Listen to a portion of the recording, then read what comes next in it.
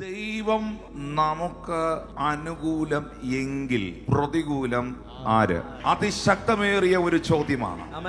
ഈ ലോകത്തിലെ സകല മനുഷ്യരും, സകല സംവിധാനവും, സകല വ്യക്തിത്വങ്ങളും, പണവും പ്രതാപവും കഴിവും ഇതെല്ലാം നിങ്ങൾക്കുണ്ടെങ്കിലും ദൈവം നിങ്ങളുടെ സൈഡ് അല്ലെങ്കിൽ, ദൈവം നിങ്ങളുടെ കൂടെ അല്ലെങ്കിൽ, നിങ്ങളുടെ ജീവിതം, നിങ്ങളുടെ തലമുറ ഒരു പരാജയമാകാൻ സാധ്യതയുണ്ട്.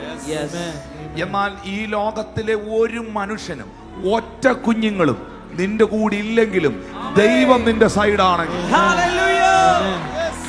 ദൈവം നിന്റെ കൂടെ ഉണ്ടെങ്കിൽ നിന്റെ ജീവിതം വലിയ വിജയമായി മാറും. യേശുവിന്റെ നാമത്തിൽ നമുക്ക് വേണ്ടത് ദൈവത്തിന്റെ അനുകൂലതയാണ്, ദൈവത്തിന്റെ ഫേവറാണ്, ദൈവത്തിന്റെ പ്രസാദമാണ്. ദാവീദ് പറയുന്നു, യഹോവ എന്റെ പക്ഷത്തുണ്ട്, ഞാൻ പേടിക്കയില്ല. മനുഷ്യർക്ക് എന്നോട് എന്ത് ചെയ്യാൻ കഴിയും?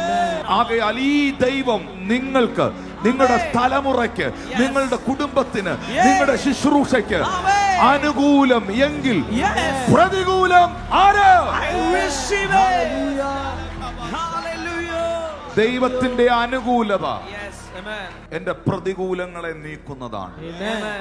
ഈ ഉലകം മുഴുവനും നിങ്ങളുടെ കൂടെ ഉണ്ടെങ്കിലും, ഈ ലോകം മുഴുവനും നിങ്ങൾക്ക് കൈയടിച്ചാലും, ദൈവം നിങ്ങളുടെ വിഷയത്തിൽ സൈലന്റ് ആണെങ്കിൽ ഒത്തിരി നാള് മുന്നോട്ട് പോകാൻ പറ്റില്ല.